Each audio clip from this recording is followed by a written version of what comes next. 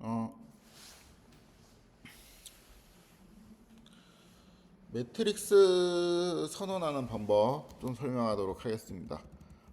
몇 가지 방법이 있는데 첫 번째 방법은 그 벡터를 만들고 합치는 거예요. 그러니까 예를 들어서 1, 2, 3 이러한 벡터를 그러니까 1, 뭐 4, 5 이러한 벡터를 이제 하나 만들고 1, 4, 5라는 숫자가 들어간 벡터가 있고 그다음에 2부터 이렇게 하면 2, 3, 4라는 숫자가 들어간 벡터가 있죠. 요 두 개의 벡터를 가지고 합치는데 이 첫 번째 1, 4, 5라는 거를 첫 번째 로우로 하고 얘는 두 번째 로우로 하고 싶다. 라는 거를 이제 그 아까 이제 제가 매트릭스에서 그 가로에 해당되는 거를 로우라고 했었죠. 이 로우의 약자인 r을 쓰고 그다음에 바인드를 쓰면은 얘가 1, 4, 5가 첫 번째 로우에 들어가고 2, 3, 4가 두 번째 로우에 들어가고 이런 식으로 이제 합쳐지게 됩니다.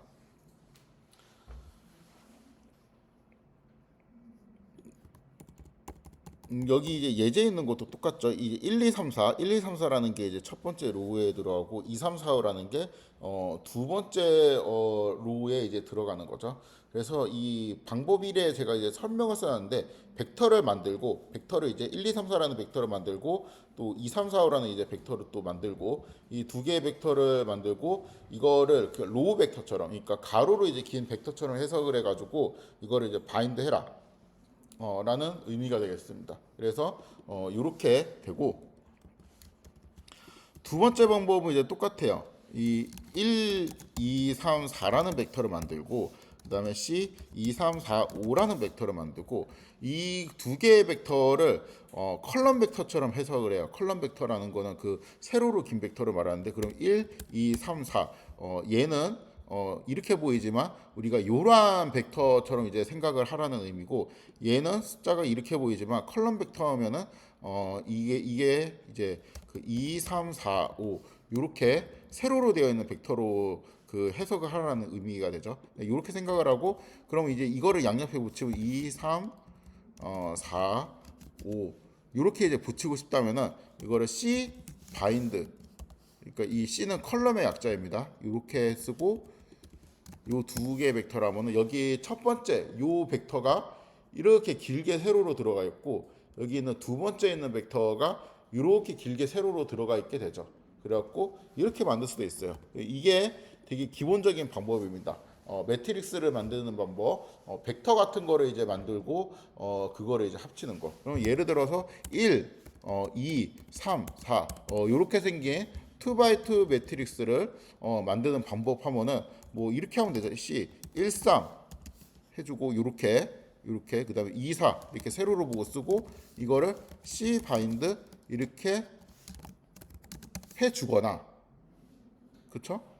아니면은 이렇게 봐요. 이렇게 C 1, 2 이렇게 보고 이렇게 봐 또 C 3, 4 이렇게 하면 여기 앞에 뭐라고 쓰면 돼요? R 바인드 이렇게 하면 되죠. 그쵸? 똑같은 거죠.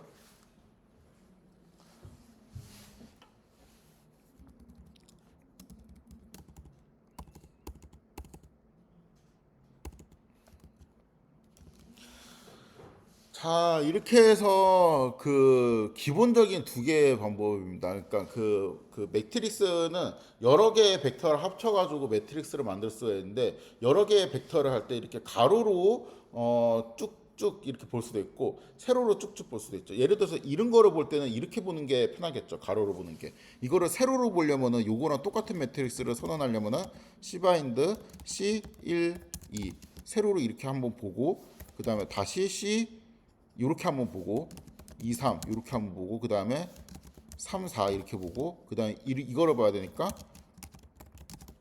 이렇게 이제 해야 되는데 이렇게 치는 것보다 이렇게 치는 게 왠지 편한 것 같죠? 그렇죠? 이렇게 한번 보고 이렇게 한번 보면 되니까 그래서 편한 방식대로 보면 됩니다. 이렇게 해서 얘가 이제 A라는 거로 이제 저장을 하게 되면은 이 A라는 애는 이제 언제든지 내가 이제 출력을 하면은 그 요러한 매트릭스가 튀어나오게 되죠. 그렇죠?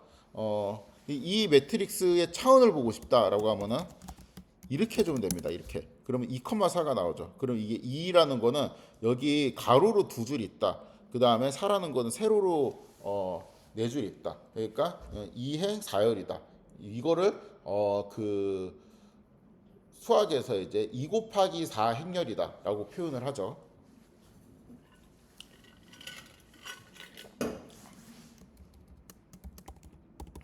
그래서 이게 요거예요. 만들어진 매트릭스의 차원을 살펴보는 방법인데, 뭐 이렇게 해서 A라는 매트릭스가 이제 만들어졌다고 칩시다. 1, 2, 3, 4 이렇게 해서 만들고, 그 다음에 2, 3, 4, 5를 이렇게 두 번째 줄에 2, 3, 4, 5로 쓰고, 그럼 A라는 애가 만들어지는데, 디멘전 A를 하면 2, 4가 나오죠. 그러니까 요거는 2 곱하기 4 매트릭스라는 의미가 되죠. 요것도 봅시다. 얘는 1, 2, 3, 4가 이렇게 들어가고 여기는 2, 2, 3, 4가 이렇게 들어가잖아요. 그렇죠? 요거에 이제 디멘전을 보면 이제 4 곱하기 2가 나오게 되죠. 그래서 만들어진 매트릭스의 차원을 확인하는 방법까지 살펴보았습니다. 매트릭스를 만드는 방법 세 번째는 뭐냐면은 우리가 썼던 방법이에요. 벡터를 선언한 다음에 차원을 강제 세팅하는 거예요. 이러한 벡터를 선언을 해요. 이러한 벡터를 선언하고 A라고 치게 되면은 당연히 1부터 8까지 있겠지. 이거의 디멘전은 없어요. 얘는 이제 벡터이기 때문에 아까 디멘전이 없게 나왔죠. 근데 매트릭스를 만들려면 여기 아까 매트릭스였으면 디멘전이 4,2 뭐 이런 식으로 있을 거 아니야. 그렇죠? 이거를 그냥 간접 세팅이에요. 여기에다가 없는데 그냥 그 2, 4라는 숫자를 가지고 있는 벡터를 만들어. 그러면 당연히 여기에는 2, 4가 세팅되죠. 그렇죠? 여기에 넣었으니까. 근데 이렇게 놓고 보니까 얘는 이거하고 지금 똑같은 상황이잖아. 그렇죠? 여기도 dim A라고 하면은 2, 4가 나오고 여기도 dim A라고 하면 2, 4가 나오잖아요. 그래서 A를 보니까 얘가 원래는 우리가 이런 벡터로 선언했는데 매트릭스로 바뀌었다. 그렇죠? 만약에 이 dim을 디멘전을 내가 4,2로 선언을 하게 되면은 이렇게 또 바뀌어야 됩니다. 그렇죠?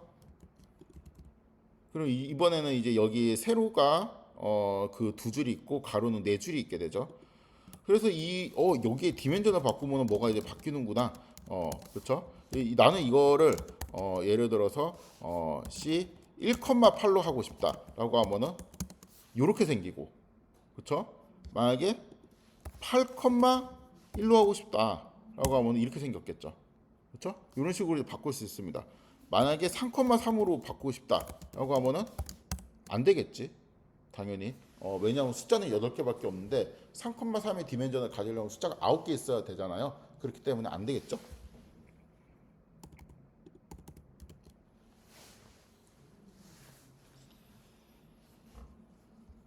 요것도 이제 다른 내용인데 매트릭스에 있는 원소를 뽑는 방법. 이러한 매트릭스가 있다고 칩시다. 1열을 뽑고 싶다. 1열을 뽑고 싶다는 거는 이제 이렇게 첫 번째 세로들을 뽑고 싶다는 의미가 되고 이렇게 하면 되고 이렇게도 할 수 있어요. 1열이랑 4열을 뽑고 싶어요. 1이랑 4. 그럼 여기에서 1 대신에 요 자리 대신에 1, 4 이렇게 두 개를 의미하는 이런 벡터를 넣으면 될 것 같잖아요, 왠지. 그렇죠? 그래서 실제로 그렇게 하면 됩니다. 1열이랑 4열을 뽑고 싶으면은 이렇게만 하면은 1열만 뽑히게 되는데 C 1, 4 이렇게 하면 1열이랑 4열이 뽑히게 됩니다. 여기 1열 그 다음에 여기는 4열이 뽑혀갖고 이렇게 되죠. 그렇죠? 2열을 뽑고 2행을 뽑고 싶다 그러면은 이렇게 뽑고 싶은 거니까 얘를 하면 되는데 1행이랑 2행을 뽑고 싶다라고 하면 이렇게 하면 되죠. 1, 2행. 그러면은 이 매트릭스에서 요만큼이 뽑히게 되죠. 그렇죠? 1행, 2행. 이렇게 해도 되는데 이거는 뭐 결국에는 이거를 이렇게 쓸 수도 있으니까 이거 대신에 이렇게 쓸 수도 있겠죠. 이게 만약에 100 곱하기 100 매트릭스가 있고 1부터 50펜까지 뽑고 싶다라고 하면 얘는 1, 2, 3, 4 해갖고 50까지 써야 되는데 이거는 1, 50 이렇게 쓰기만 하면 되니까 밑에 있는 방법이 좀 더 효과적일 때도 있겠죠.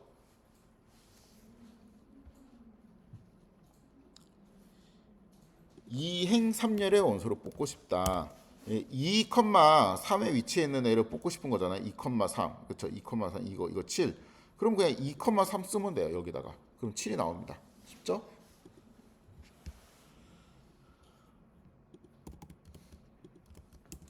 요것도 있습니다. 여기에서 2열, 그러니까 두 번째 컬럼을 제외하고 뽑고 싶어요. 우리 벡터에서 이런 거 했었잖아요. x가 1, 100, 2, 3, 4 이렇게 있으면은 이렇게 되어 있는데 내가 두 번째 원소를 뽑고 싶으면 이렇게 하면 되는데 두 번째 원소를 제외하고 뽑고 싶으면 이렇게 하면 된다 그랬죠. 그렇죠? 이것처럼 얘도 똑같습니다. 두 번째 열을 뽑고 싶으면 이렇게 했을 텐데, 그렇죠? 2, 6씩 이렇게 뽑았을 텐데 이거를 제외하고 뽑고 싶으면 이렇게 하면 돼요. 그러면은 이렇게 뽑히고 얘는 이제 사라지고 얘 뽑히고 얘가 뽑히게 돼서 이렇게 나오게 되겠죠?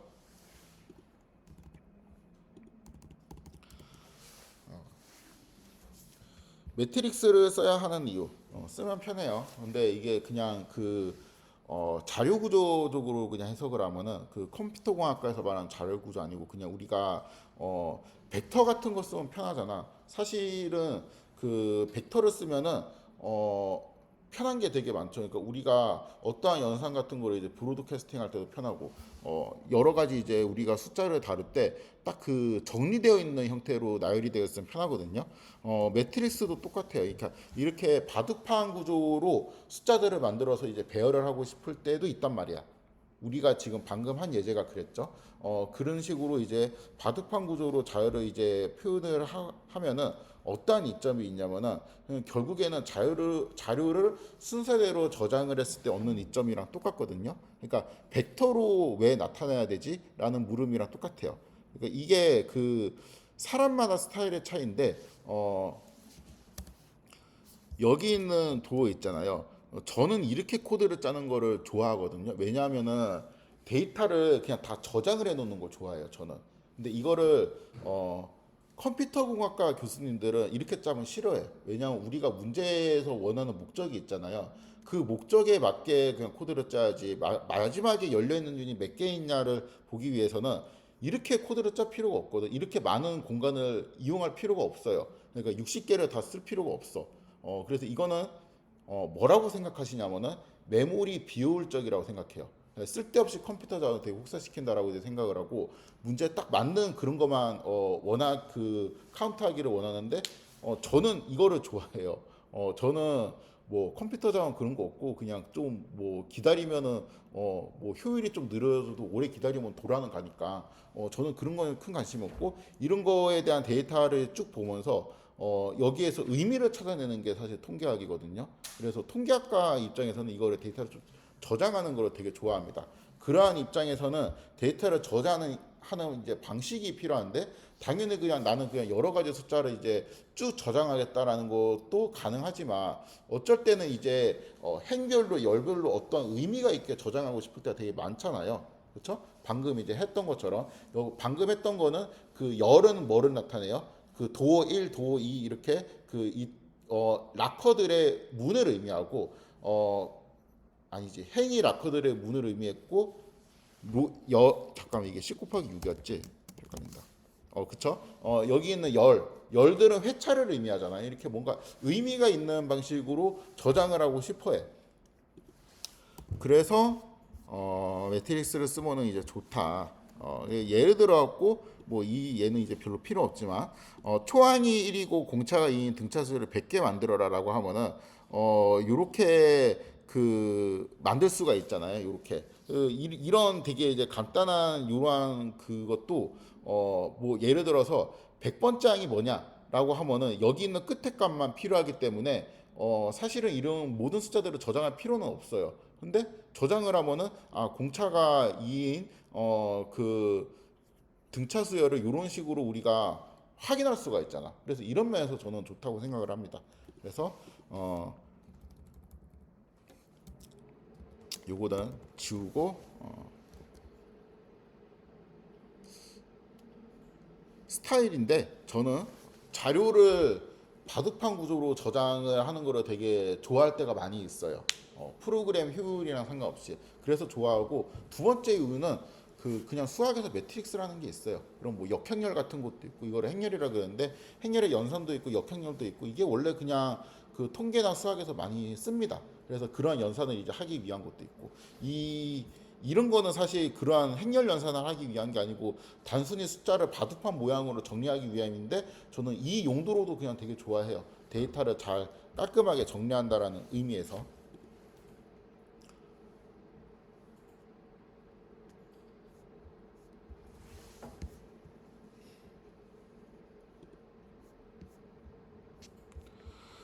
네, 다음에 파이프 연산자. 요거를 이제 살펴보면은 요거 그냥 대충 아까 봤었죠. 이게 진짜 중요합니다.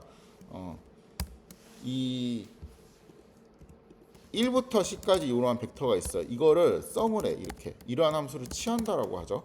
그럼 55가 나오죠. 그렇죠? 좋은데 1부터 10까지 이러한 얘가 있고 얘가 이제 이렇게 보면은 얘는 데이터를 의미해요. 1부터 10까지 데이터가 있다. 그 다음에 이거는 어떠한 처리를 할 건데 이 처리가 의미하는 게 함수입니다.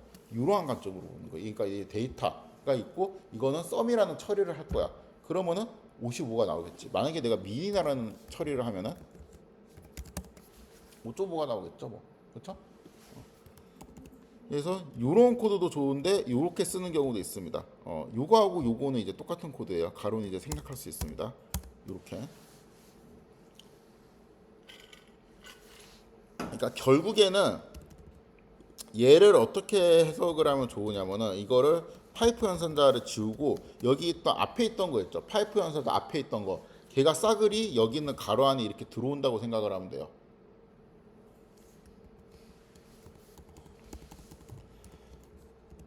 자, 이제 조금 까다로울 수 있습니다. 이 두 개의 입력을 받는 함수를 생각을 하자. my function이라는 거를 제가 정의를 했고, 저 펑션 이렇게 만든 거 싫어해가지고 이렇게 합시다.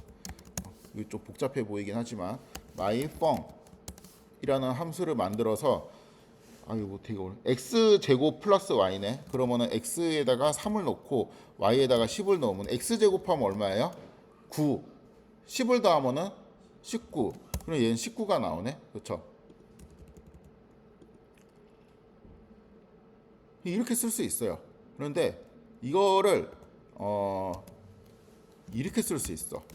my fun 이렇게 하고 그러면은 이렇게 하면은 얘는 뭐하고 똑같은 코드예요? 얘는 사실은 이게 생략되었다고 보이는 거니까 얘는 다시 뭐랑 똑같냐면 요거를 싹 지우고 여기에다가 입력으로 이렇게 들어가는 거잖아. 그렇죠? 그 이경은 뭐야? 이거는 이상한 코드지. 입력이 두 개가 되는데 입력이 하나잖아. 그렇죠? 그러니까 이거는 이러한 에러가 나겠지. 근데 이거를 내가 쓰고 싶어. 3이랑 10 이렇게 쓰고 싶어. 그러면은 여기에다가 이렇게 하면 돼요. 그러면은 얘는 이 함수의 입력으로 들어가는데 이게 입력으로 들어가는데 여기에서 이렇게 되죠. 그러니까 이게 아까 빈 가로일 때는 3이 이렇게 그대로 들어갔잖아요. 근데 앞에 무슨 숫자가 있잖아요. 그러면은 맨 앞에 이렇게 들어갑니다. 요거하고 똑같은 문법이에요, 얘는. 그래서 요거하고 똑같은 문법입니다. 이게 실행이 되죠. 그 3이라는 애를 넣어갖고 이렇게 이 my function이라는 함수의 첫 번째 입력으로 넣어라. 그럼 두 번째 입력은 그러니까 두 번째 입력은 내가 써줘야 되는 거지 이렇게.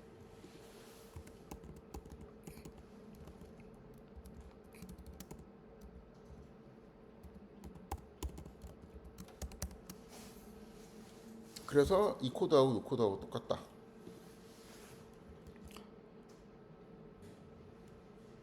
그리고 이 코드하고 이 코드도 똑같은 코드다. 그렇죠?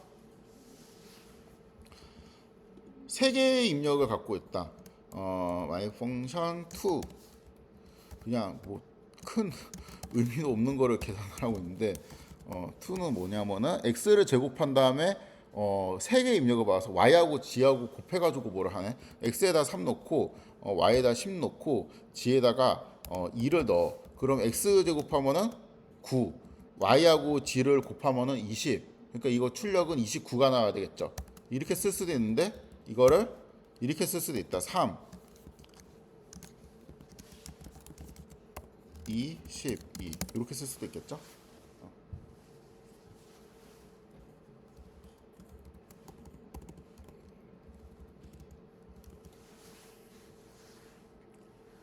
이런 일을 왜 해야 되냐? 이 파이프 연산자 너무 쓰기 이제 어려워 보이는데 왜 해야 되냐? 이게 사실은 제가 이거를 그 설명을 하기 위해서 이렇게 좀 한 거고, 얘가 첫 번째 입력으로 들어간다라는 것만 알면은 사실은 이런 함수를 쓸 일은 거의 없어요. 이렇게. 그러니까 입력이 여러 개의 함수를 쓸 일은 거의 없고, 보통 그냥 하나의 입력만 받는 함수를 연속으로 따다닥 처리할 때 아까처럼 있죠. 그럴 때 이제 되게 유용합니다. 예를 들어 갖고 그냥 내가 이제 x 이게 뭐야? 아까 내가 썼던 거네. x를 뭐 예를 들어서 1, 100 그냥 이거 그대로 쓸까? 이렇게 이제 해서 x라고 칩시다. 내가 이거를 일단 이 함수를 넣고 싶어. 이렇게 되죠. 그렇죠? 근데 이 결과에다가 내가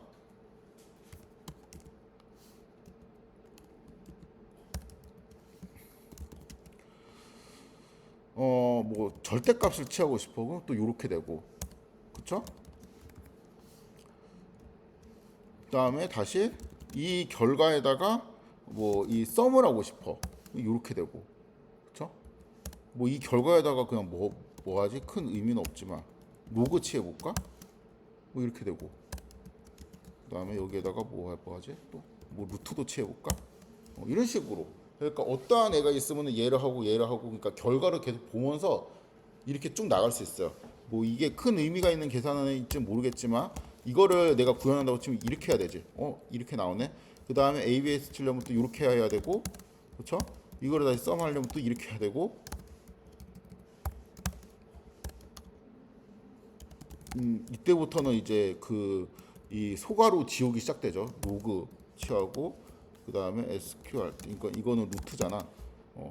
이렇게 하면은 막 이거 뭐 하자는 건지 좀 알기가 어려운데, 이런 연속되는 연산 같은 거를 그냥 쭉쭉쭉쭉 보면서 그냥 마치 이제 뭐 파이프라인 같은 게 있어갖고 이게 쭉 함수가 지나가는 것처럼 우리가 쓸 수가 있단 말이에요. 그래서 이 연산자 이름이 파이프 연산자예요. 그러니까 개념적으로는 이렇게 보면 됩니다. 이렇게 이거는 그러니까 이거는 x가 이제 데이터를 의미할 때가 많죠. 데이터가 있는데 이 함수라는 거는 데이터를 변환시키는 의미를 갖고 있다고 썼잖아요. 그러니까 데이터를 어떤 처리를 하라는 거예요. 그러니까 x라는 거를 f라는 처리를 하고, 그다음에 h라는 처리를 하고, 그다음에 g라는 처리를 해. 이러한 의미를 갖고 있는데, 여기에서 이제 이게 수학적으로는 이렇게 되지. x를 f를 취하면 fx가 되죠. 그렇죠? 여기에다가 다시 h를 취하면 h 가로 열고 fx가 되죠. 그렇죠? 그다음에 g를 취하면 g 가로 열고 h 가로 열고 fx가 되죠. 그래서 이제 이렇게 되어 있는 거를 우리가 이렇게 처리를 하면 편합니다. 그러니까 이게 좀 더 구어체적이에요. 그러니까 뭐 x 있잖아. 그거 일단 다 제곱한 다음에 그다음에 썸하고 뭐하고 딱 할 때 이렇게 하면은 이거를 뭐 제곱하는 함수 f, 그다음에 썸하는 함수 f, g 이렇게 순서대로 쓸 수가 있기 때문에 생각나는 대로 쓸 수 있다라는 장점이 있습니다. 얘는 그거를 하려면은 이 제곱을 하고 썸해라. 그러면은 x를 가지고 제곱, 그다음에 합쳐. 원래 이제 머릿속에 이런 로직으로 떠오르는데, 지금 이거는 옛날 방식으로 치면 합쳐 가로 열고 제곱 가로 열고 x 이렇게 반대로 되는 거잖아요. 처음부터 쓰려면은. 그러니까 이게 헷갈린다는 거예요. 여기까지 하도록 하겠습니다.